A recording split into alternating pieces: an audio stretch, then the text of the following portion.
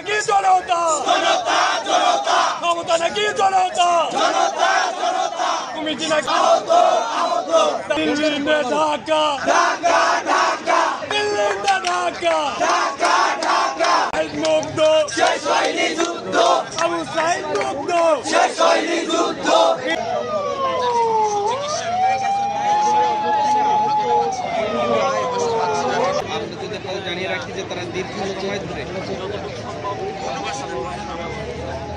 আজকে গত 6 মাস অতিবাহিত হওয়ার পরে আমরা এই রাষ্ট্রের কাছে যে দাবি এবং স্বীকৃতির বিষয়গুলো নিয়ে দাঁড়িয়েছি, আসলে আমরা মর্মাহত।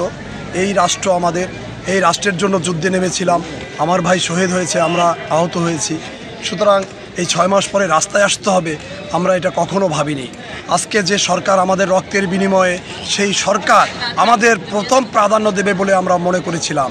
সবচেয়ে দুঃখের বিষয় হচ্ছে আজকে এই অন্ধকার রাতে, এই গভীর রাতে আমাদেরকে রাস্তায় দাঁড়িয়ে আমাদেরকে দাবি স্বীকৃতির ব্যাপারে আপনাদের মাধ্যমে তাদেরকে জানাতে হচ্ছে।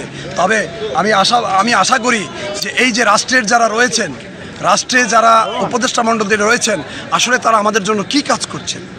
তারা আমাদের জন্য কি শুধু কথার ফুলঝুরি শোনাচ্ছেন? তারা বিদেশ থেকে ডাক্তার আনছেন 2 দিনের সফরে সান্ত্বনামূলক, নাকি আসলে প্রকৃত অর্থে এই আহতদের এবং এই শহীদ পরিবারদের পক্ষে দাঁড়ানোর জন্য? তো আমি সবচেয়ে সচেতন যারা নাগরিক রয়েছেন তাদের কাছে একটি জিনিস বলবো, যে ভাইটির পা থেকে এখনও রক্ত ঝরছে, সেই ভাইটি আজ রাস্তায়। সুতরাং আপনারা একটু গভীরভাবে ভাবুন, বুলেটের সামনে দাঁড়িয়েছিল তারা, আর বিভিন্নভাবে এখন আপনারা তাদেরকে হেয় করছেন, তাদেরকে এই অন্ধকারে 6 মাস পরে রাস্তায় আসতে বাধ্য করছেন। আপনারা বিবেককে প্রশ্ন করুন। এই রাষ্ট্র, এই কথা বলার স্বাধীনতা এনে দিয়েছে একমাত্র এই শহীদ, এই আহত যোদ্ধারা। সুতরাং তাদের যে মৌলিক চাহিদাগুলো, তাদের রাষ্ট্রের থেকে যে স্বীকৃতি, এবং আমি কি এই যুদ্ধে এসে ভুল করেছি? যদি ভুল না করে থাকি, তাহলে এই রাষ্ট্রের কাছে আমাদের স্বীকৃতি দিতে হবে। আমরা কে? আমরা চাই আমাদের রাষ্ট্রীয়ভাবে স্বীকৃতি দিক। আমরা চাই আমাদের দেশের সম্পদে আমাদের রূপান্তরিত করুক।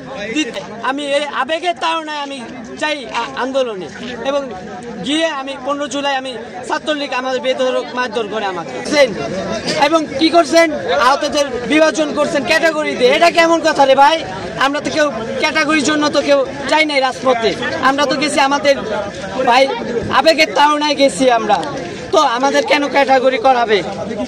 তো ভাই আমি বলতে চাই, স্পষ্ট বক্তব্য দেন, দিচ্ছি দেব, এমন কথা আমরা শুনতে চাই না। এরকম ফুলঝুরি আমরা শুনতে চাই না সমন্বয়ক এবং উপদেষ্টাদের। আমরা যে মনে করেন এই যে 6টা মাস হলো আমাদের এই যে হাসপাতালে পড়ে থাকা, সোজা কথা, বাড়ির ফ্যামিলি অবস্থা খুব খারাপ। মনে করেন যে সরকার তো মনে করেন যে আমাদের মানে ই দিচ্ছে না, মানে আমাদের রক্তের পর ওরা মানে চেয়ারে, আমাদের রক্তের উপর মানে ওরা চেয়ার পাইছে। ওরাও দেখ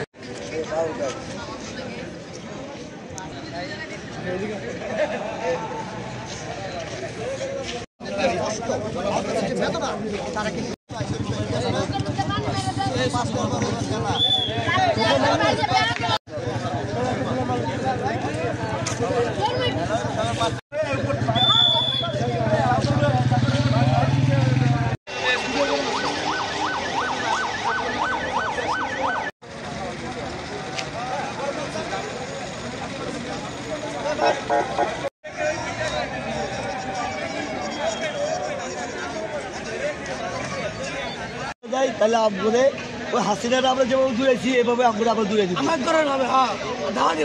হ্যাঁ, আমাদের আচ্ছা যারা এটা বলবো, এটা দেবো।